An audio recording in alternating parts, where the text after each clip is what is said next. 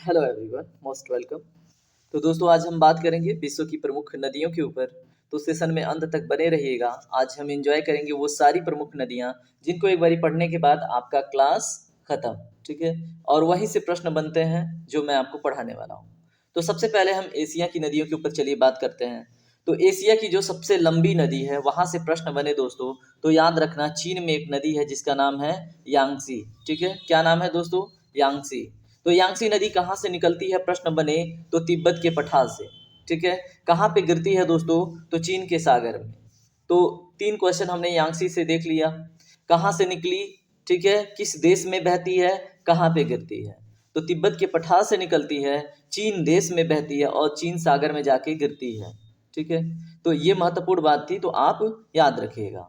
ठीक है। अगर आपसे बात हो कि तिब्बत के पठार के बारे में, ठीक है, तो आप इसके बारे में याद रखिएगा। जो पामीर का पठार है वो तिब्बत के पठार के ही पास स्थित है और कभी कभी तिब्बत के पठार को हम पामीर के पठार के नाम से भी जानते हैं। ठीक है।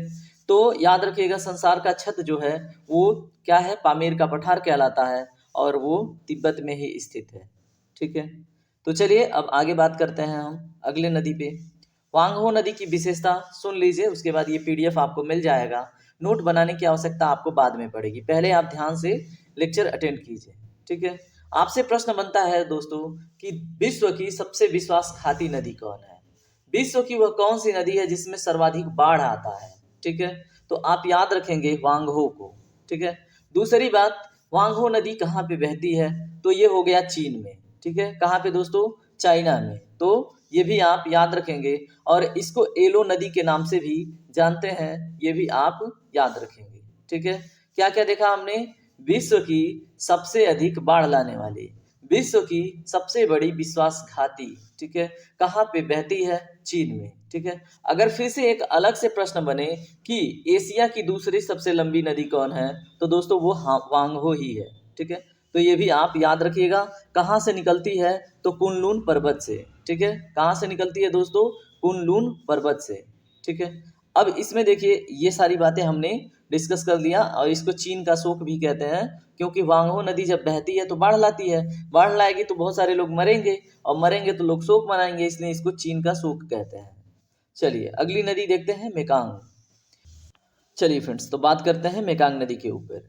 ये नदी जो है ये तिब्बत के पठार से निकलती है, याद रखना है। और किस डायरेक्शन में बह रही है बताइए? साउथ डायरेक्शन में बह रही है। किन किन देश से होकर जा रही है दोस्तों? तो पहले तो जहाँ तिब्बत है वो हो गया अब चीन। ठीक है। एक हो गया चीन, उसके बाद एंट्री लेती है म्यांमार में। कहाँ पे? म्यांमार में। ठीक है। उसके बाद थाईलैंड और कंबोडिया वियतनाम से होकर बहती है और अंततः आके साउथ चाइना सी में गिर जाती है। ठीक है। तो इसके बारे में इतना याद रखिएगा, यहाँ से प्रश्न बने तो प्रश्न छोड़िएगा नहीं। अब देखिए एक नदी है साल्विन। ठीक है। तो साल्विन के बारे में यहाँ पे देखिए कहाँ से निकल रही है? ये भी तिब्बत के पठार से निकल रही है। ठीक है। और ये पूरे म्यांमार को चीरते हुए आके अंडमान सागर में गिर रही है। यहाँ पे क्या है? अंडमान सागर। ठीक है। तो इनके बारे में इतना याद रखिएगा, किधर बह रही है? साउथ की तरफ। किस देश से होकर बह रही है? म्यांमार से। ठीक है। तो याद रखिएगा। और म्यांमार की एक प्रमुख नदी है इरावती, जिसमें इरावती डॉल्फिन पाई जाती है, उसके बारे में भी आप याद रखेंगे। ठीक है। चलिए अगला देखते हैं, सिंधु नदी। सिंधु नदी तो बताना नहीं पड़ेगा, ये आपके कहाँ से निकलती है? मानसरोवर झील से। और भारत के जो उत्तरी हिस्सा है जम्मू कश्मीर, वहाँ पे लेह लद्दाख से बहते हुए, पाकिस्तान से बहते हुए आके अरब सागर में गिरती है। ठीक है। और इसकी विशेषता क्या है दोस्तों? बताइए। इसकी विशेषता है तिब्बत के मानसरोवर से ये निकल रही है। ठीक है। और उसके बाद इसकी जो प्रमुख सहायक नदियां हैं, ठीक है, उनके बारे में जान लीजिए। झेलम, चिनाब, रावी, ब्यास और सतलुज। ठीक है। आके किस में गिरती हैं बताइए? सिंध में। ये जो आपको दिख रही हैं ये आके गिरती हैं। अगर पूछ ले सिंध की सबसे बड़ी सहायक नदी या लंबी सहायक नदी, तो चिनाब हो जाएगी दोस्तों। ठीक है। तो ये भी आप याद रखेंगे और यहीं पे आप एक ट्रीटी याद रखेंगे, इंडस वाटर ट्रीटी। ठीक है। तो यहाँ पे दोस्तों अगर एग्जाम में प्रश्न बने कि इंडस वाटर ट्रीटी किन किन देशों के मध्य हुआ था, तो भारत और पाकिस्तान के। ठीक है। यहाँ पे है पाकिस्तान और ये है हमारा प्यारा भारत। ठीक है। तो पाकिस्तान और भारत के मध्य हुआ था। कब हुआ था दोस्तों? तो 1960 में हुआ था। ठीक है। और उसके बाद पूछता है प्रश्न, इंडस वाटर ट्रीटी में पाकिस्तान को कौन कौन सी नदियां मिली थी? तो ऊपर की ये तीनों नदियां कौन कौन? एक तो सिंधु हो गई। ठीक है। उसके बाद झेलम और चिनाब। इनका पानी कौन प्रयोग करेगा? पाकिस्तान। लेकिन 1961 में एक संशोधन हुआ और उसमें ये भी जोड़ा गया कि 20% पानी भारत अपने डोमेस्टिक वर्क के लिए प्रयोग कर सकता है। ठीक है, चलिए अब आगे बढ़ते हैं। अब बात करेंगे हम एशिया की अन्य नदियों के ऊपर। तो यहाँ पे देखिए महावेली गंगा बहुत ही महत्वपूर्ण है, बहुत सारे एग्जाम में पूछी जाती है। तो दोस्तों इसका संबंध है श्रीलंका से। ठीक है, तो याद रखिएगा कहाँ से है। श्रीलंका की सबसे लंबी नदी है, नाम है महावेली गंगा। ठीक है, अब देख लीजिए यहाँ पे कहाँ पे बह रही है। उसके बाद यहाँ पे देखिए आमूर, ओब, लीन और ये जो नदियाँ हैं, ठीक है, इनके बारे में प्रश्न सिर्फ डायरेक्शन को लेके पूछता है और देश को लेके पूछता है। ठीक है, तो देखिए दोस्तों आप ओब और लीन को याद रखिएगा। ओब और लीना को, ये रसिया से निकल कर और जाती हैं उत्तर की ओर बहती हैं। किधर बहती हैं दोस्तों? उत्तर दिशा में बहती हैं और जाके गिरती कहाँ पे? आर्कटिक सागर में। ठीक है, तो याद रखिएगा ओब और लीन के बारे में। उसके बाद एक नदी है आमेर, जो रसिया और चीन के बीच में बाउंड्री बनाती है। ठीक है, तो इसके बारे में भी याद रखिएगा। अगर प्रश्न पूछ ले कि रसिया और चीन के बीच में कौन सी नदी बाउंड्री बनाती है, तो वो हो जाएगी आपकी आमूर। ठीक है, बोलिए एक बारी मेरे साथ, आमूर। चलिए अन्य नदियों के ऊपर बात करते हैं। अब इनकी विशेषता थोड़ी थोड़ी सी दी है, वो आप देख लेना, हमने तो बता दिया जो भी इम्पोर्टेंट था। ठीक है, तो अंतर्राष्ट्रीय सीमा आमूर बनाती है और ये तीनों नदियाँ किधर को गिरती हैं बताइए? ये गिर रही हैं उत्तर डायरेक्शन में। ठीक है, तो याद रखिएगा तीनों के बारे में। चलिए अब हम बात करते हैं ओल्गा नदी के बारे में। अभी ये भी आ गई कहाँ? यूरोप में हम आ गए। ठीक है, तो यूरोप में एक नदी है। ठीक है, यूरोप में एक नदी है जिसका नाम है योल्गा। ठीक है, और ओल्गा की विशेषता क्या है? यहाँ के कैस्पियन सागर में गिरती है और विश्व का जो सबसे बड़ा झील है वो है कैस्पियन सागर। ठीक है, ओल्गा गिरती है और एक ब्रांच और आती है जो यूराल है। ठीक है, तो ये दोनों आप याद रखेंगे। चलिए अगला देखते हैं, डेन्यूब नदी के बारे में पढ़ते हैं। ठीक है, डेन्यूब नदी की एक विशेषता आप बताइएगा। इस नदी पे ना, ये जो डेन्यूब दिख रहा है, इस पे कई देशों की राजधानियां हैं। तो किन किन देशों की राजधानियां हैं आप हमें कमेंट सेक्शन में ज़रूर बताइएगा। अभी फ़िलहाल इसके बारे में जानिए। कहाँ से निकलती है? जर्मनी के ब्लैक फॉरेस्ट से निकलती है। कहाँ से निकलती है? जर्मनी के ब्लैक फॉरेस्ट से। नाम क्या है? डेन्यूब। उसके बाद आके गिरती कहाँ पे है? काला सागर में। ठीक है, तो निकलती कहाँ से है? ब्लैक फॉरेस्ट जर्मनी से। आके गिरती कहाँ पे है? काला सागर में। ठीक है, और एक नदी है नीपर। नीपर नदी देखिए यहाँ पे आ रही है, कहाँ से बताइए? ये रूस की प्रमुख नदी है। कौन? नीपर। और नीपर आके गिरती कहाँ पे है? काला सागर में। ठीक है, तो ये बात आप याद रखेंगे। चलिए राइन नदी के बारे में जानते हैं। राइन नदी की विशेषता देखिए, ये बहती और निकलती कहाँ से है? जर्मनी से। ठीक है, जैसे अभी ब्लैक फॉरेस्ट से निकल रही थी हमारी डेन्यू, तो राइन भी कहाँ से निकलती है? जर्मनी से ही निकलती है। और इसकी विशेषता क्या है? ये मतलब यूरोप की बात करें तो आंतरिक जो जलीय मार्ग होता है, ठीक है, तो वहाँ पे अगर व्यापार के लिए देखें तो सर्वाधिक इसका प्रयोग होता है दोस्तों। ठीक है, और इसलिए इसको हम क्या बोल देते हैं?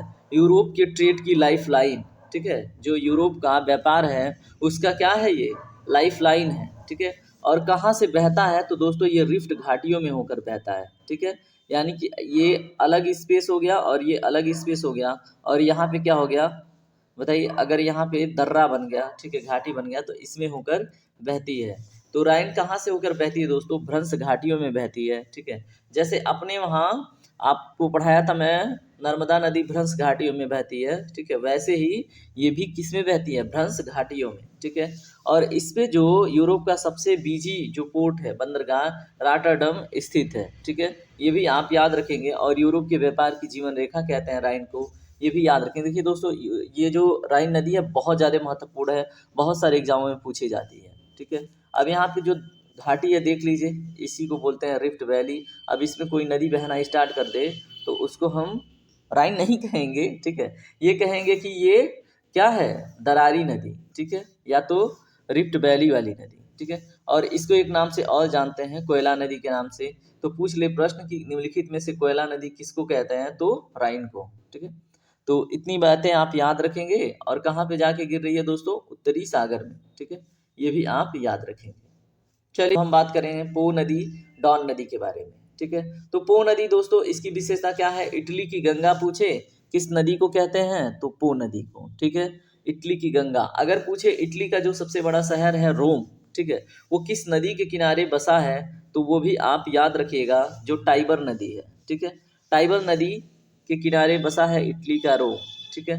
और पो नदी के किनारे क्या है, पो नदी के किनारे तो बहुत सारी सिटियाँ हैं, लेकिन इसकी विशेषता बस ये याद रखिएगा, इटली की गंगा कहलाती है, ठीक है।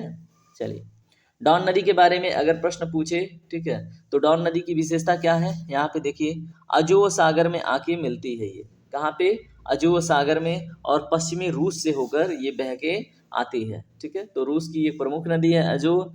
और उसके पहले हमने कौन सी नदी देखी थी अभी थोड़ी देर पहले, बताइए, चलिए कमेंट सेक्शन में बताइए, अभी जस्ट देखा था।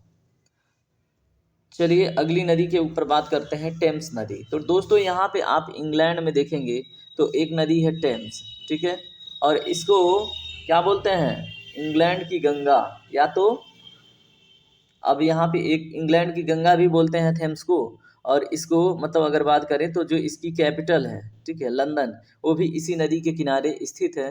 ये दोनों बातें आप याद रखिएगा, इंग्लैंड की गंगा किसको कहते हैं, टेम्स को, ठीक है। और उसके बाद इटली की अगर हम गंगा की बात करें तो वो किस नदी को कहते हैं, बताइए, जाहिर सी बात है दोस्तों, किसको, बताइए, पो तो अभी पढ़ा है ना।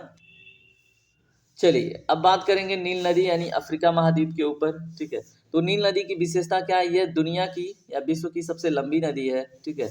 और इसकी एक ब्रांच जो श्वेत नील है निकलती है कहाँ से, विक्टोरिया झील से, और दूसरी कहाँ से निकलती है, ताना झील से, इथियोपिया के ताना झील से, जिसका नाम है ब्लू नील, ठीक है। और दोनों खार्तुम में जाके दोस्तों मिल जाती हैं और वहाँ से आगे बढ़ती हैं, तब नाम हो जाता है इनका नील नदी, ठीक है। तो ये बात आप याद रखेंगे, ठीक है। अब उसके बाद देखिए, श्वेत नदी पूछे कहाँ से निकलती है, तो विक्टोरिया लेक से, है ना। और ताना लेक से क्या निकलती है, व्हाइट नील, कहाँ पे मिलते हैं, खार्तूम में, ये तो आपने जान लिया, ठीक है। और उसके बाद देखिए यही सारी विशेषताएं लिखी हुई हैं, ठीक है, तो आप पढ़ लीजिएगा। चलिए अब देखिए ड्रेनेज एरिया क्या होता है, जैसे हमने पढ़ा रखा है कि यहाँ पे जितने क्षेत्र में वर्षा होती है, ठीक है, तो फिर वर्षा क्या होगी, कलेक्ट होगी और पतली पतली नदियों के माध्यम से वो एक बड़ी सी नदी में कन्वर्ट होंगी। तो इस पूरे एरिया को हम क्या बोलेंगे, ड्रेनेज एरिया, ठीक है। चलिए नील नदी की अन्य विशेषता क्या है, जैसे अगर पूछ ले कि नील नदी से प्रभावित देश, नील नदी किन किन देशों के किनारे से या किन किन देशों से होकर बहती है दोस्तों, तो यहाँ पे आप क्या याद रखेंगे, देखिए सबसे पहले रवांडा, फिर युगांडा, फिर केन्या, फिर इथियोपिया, फिर सूडान, उसके बाद मिस्र, होके कहाँ पे गिर रही है, भूमध्य सागर में, कहाँ पे, भूमध्य सागर में, ठीक है। तो ये बात आप याद रखेंगे, ठीक है। कहाँ पे गिर रही है दोस्तों, भूमध्य सागर में, कहाँ से निकल रही है, विक्टोरिया लेक और ताना लेक से, ठीक है। और ताना लेक कहाँ पे है दोस्तों, इथियोपिया में, ठीक है। तो और कौन कौन से देश हैं, रवांडा, युगांडा, सूडान, मिस्र, इथियोपिया और केन्या, ठीक है। तो राइट साइड में याद रख लीजिएगा, जिनसे होके जाती है तो केन्या और इथियोपिया, और लेफ्ट साइड में रवांडा, युगांडा, उसके बाद आपका सूडान, उसके बाद मिस्र है, ठीक है। और मिस्र को नील नदी का उपहार कहते हैं, क्योंकि ये अपने साथ जो भी मिट्टी उट्टी लेके जाती है और वहाँ पे ले जाके गिराते गिराते गिराते और वहाँ पे नील का निर्माण कर दी है, जो सॉरी नील का निर्माण बोल रहा हूँ, मिस्र का निर्माण कर दिया है, इसलिए मिस्र को क्या बोलते हैं, नील नदी का उपहार, ठीक है। तो याद रखिएगा, और नील नदी ना होती तो वहाँ पे थोड़ा सा कृषि भी मुश्किल हो जाता, ये भी आप याद रखेंगे, ठीक है। चलिए अब जायरे नदी, लिम्पोपो नदी और नाइजर नदी की विशेषता देखें अफ्रीका में। तो जायरे नदी की जो प्रमुख विशेषता है वो क्या है, बताइए, वो क्या है, ये जो आपकी भूमध्य रेखा है इसको 2 बार काटती है, सबसे बड़ी विशेषता इसकी यही है। अगर इसके बारे में एक और प्रश्न पूछा जाता है तो ये पूछा जाता है कि अफ्रीका की दूसरी सबसे बड़ी नदी कौन सी है, ठीक है। तो अफ्रीका की दूसरी सबसे बड़ी नदी दोस्तों कौन सी नदी है, जायरे, और इसको कोंगो नाम से भी जानते हैं, जायरे को किस नाम से जानते हैं, कोंगो, ठीक है। तो ये 2-3 बातें आप याद रखेंगे, पहली बात तो अफ्रीका महाद्वीप में है, ठीक है। दूसरी सबसे महत्वपूर्ण बात, ये भूमध्य रेखा को 2 बार काटती है। तीसरी सबसे महत्वपूर्ण बात क्या है, वो हमने देखा कि ये अफ्रीका की दूसरी सबसे बड़ी नदी है। और चौथी सबसे इम्पोर्टेंट बात क्या है, इसको कांगो नाम से भी जानते हैं, ठीक है। अब हम बात करेंगे दोस्तों लिम्पोपो नदी के ऊपर, ठीक है। लिम्पोपो नदी की विशेषता क्या है वो जानेंगे। जैसे हमने देखा था माही की विशेषता क्या देखा था, वो कर्क रेखा को 2 बार काटती है, ठीक है। और ऐसे ही जो लिम्पोपो नदी है ये क्या करती है, मकर रेखा को 2 बार काटती है। यहाँ पे देखिए मकर रेखा को 2 बार काटती है। जस्ट वेट, मैं इसको यहाँ पे जूम करके दिखा रहा हूँ। यहाँ पे देखिए, ठीक है, ये है आपका मकर रेखा यानी 23.5 डिग्री दक्षिण में, ठीक है, 23.5 डिग्री दक्षिण में, ठीक है। जो रेखा है इसको मकर रेखा कहते हैं और इसको 2 बार काट रही है, इसका नाम है लिम्पोपो, तो याद रखिएगा। चलिए अब देखते हैं हम इसके बारे में, नाइजर नदी के बारे में, ठीक है। तो नाइजर नदी की विशेषता क्या है बताइए, नाइजर नदी की विशेषता क्या है? इसको एक और विशेष नाम से भी जानते हैं नाइजर नदी को, वो कमेंट सेक्शन में बताइएगा, ठीक है। और इसको ऑयल नदी के नाम से जानते हैं, यही इसकी प्रमुख विशेषता है, ठीक है। और पश्चिम अफ्रीका से निकलकर ये गिनी की खाड़ी में जाकर गिरती है, ठीक है। चलिए अब अगला नदी देखिए, अगला नदी है जाम्बेजी नदी, ठीक है, इसके बारे में पढ़िए।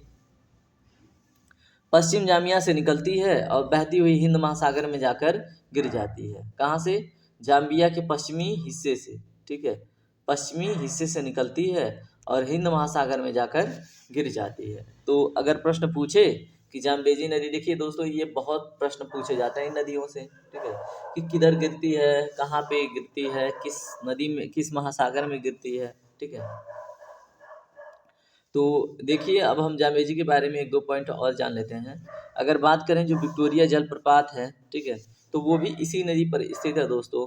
और जो करीबा बांध है वो भी इसी नदी पर स्थित है। किस नदी पे? जाम्बेजी नदी पर, ठीक है। तो ये तो आप याद रखेंगे। चलिए इसको यहाँ पे करके देखेंगे। चलिए अभी तो हमने क्या क्या देखा, हमने लिम्पोपो देख ली, नाइजर देख ली, जाम्बेजी देख ली।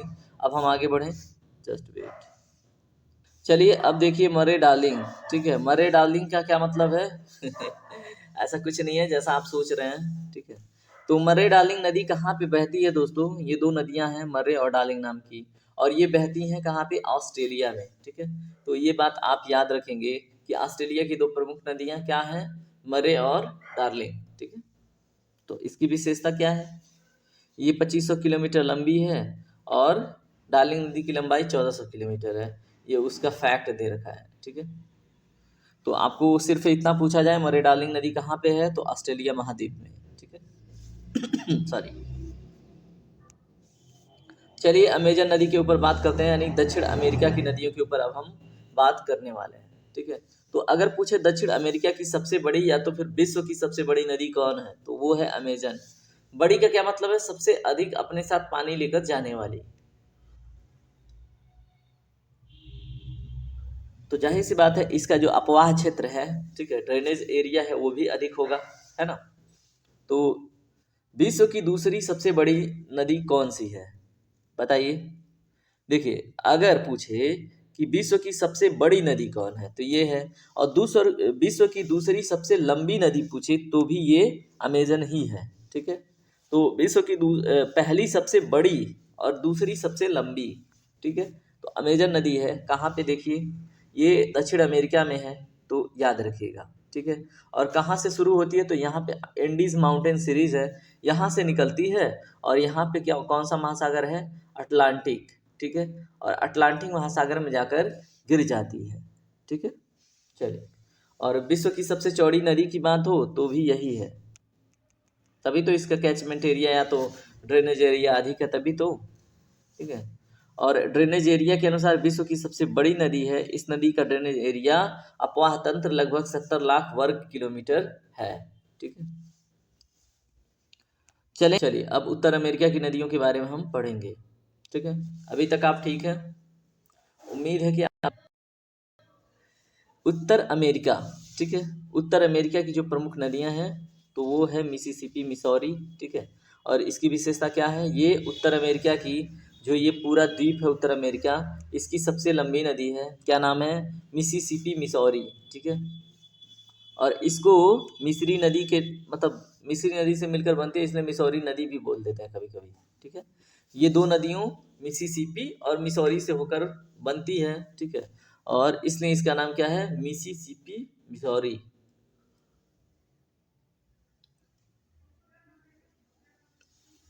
चलिए इसमें आगे की लाइन देखिए, अगर पूछे कि कहाँ से निकलती है, बहुत एग्जाम में पूछा गया है दोस्तों, तो इटास्का झील से निकलती है। ठीक है, कहाँ से निकलती है? इटास्का झील से। और सेंट लुइस एवं मिसौरी जो नदी के साथ मिलकर ये बहती है और मैक्सिको की खाड़ी में क्या होती है? गिर जाती है अंततः। ठीक है, और उसके बाद इसकी विशेषता क्या है? इस नदी की कुल लंबाई 62,400 किलोमीटर क्या है? सबसे बड़ी नदी तंत्र है। ठीक है, और इस नदी की जो लंबाई वो कितना है? 6,240 किलोमीटर। मैं 62,000 कह रहा था, ये 6,240 किलोमीटर है। ठीक है, तो इतना आप याद रखेंगे किसके बारे में? मिसिसिपी मिसौरी की, कि उत्तर अमेरिका महाद्वीप की सबसे लंबी नदी है। ठीक है, कहाँ से निकलती है? इटास्का झील से निकलती है। ठीक है, और इसकी लेंथ कितना है? 6,240 किलोमीटर। बात करते हैं सेंट लॉरेंस नदी के बारे में। ठीक है, तो 24 मिनट हमने खर्च कर लिया है। तो यहाँ पे देखिए सेंट लॉरेंस की विशेषता क्या है? ये ग्रेट लेक से निकलती है, पहली बात। दूसरी बात, यह कहाँ पे गिरती है? अटलांटिक महासागर में। ठीक है, और ये नदी विश्व की सबसे व्यस्ततम आंतरिक जाल परिवहन मार्ग है। ठीक है, इस नदी पे, तो ये भी याद रखिएगा, विश्व की सबसे व्यस्ततम। ठीक है, तो अगले क्वेश्चन पे चलें। अब कुछ विशेष नदियां हैं, इनके ऊपर पढ़िए।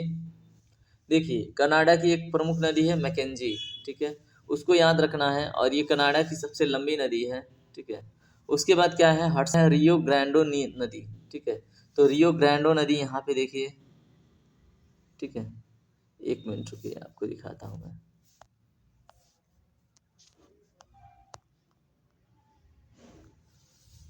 अब देखिए, ये क्या है? रियो ग्रांडे नदी। ठीक है, और कहाँ पे है? मैक्सिको में। तो याद तो रहेगा। ठीक है, तो इतना याद रखिएगा, रियो ग्रांडे नदी कहाँ पे है? यूएसए और मैक्सिको की अंतर्राष्ट्रीय सीमा बनाती है। ठीक है, और मुख्यतः कहाँ पे है? मैक्सिको में। ठीक है, और कहाँ पे गिरती है अंततः? मैक्सिको की खाड़ी में। यहाँ पे जो खाड़ी दिख रहा है आपको, ये किसकी है? मैक्सिको की खाड़ी। ठीक है, तो दोस्तों यहीं पे सेशन कंप्लीट होगा। और अब मैं आपसे ये बोलूँगा कि अगर आपने कुछ सीखा है तो अपना फीडबैक दीजिएगा। और जय हिंद दोस्तों, टेक केयर, बाय बाय।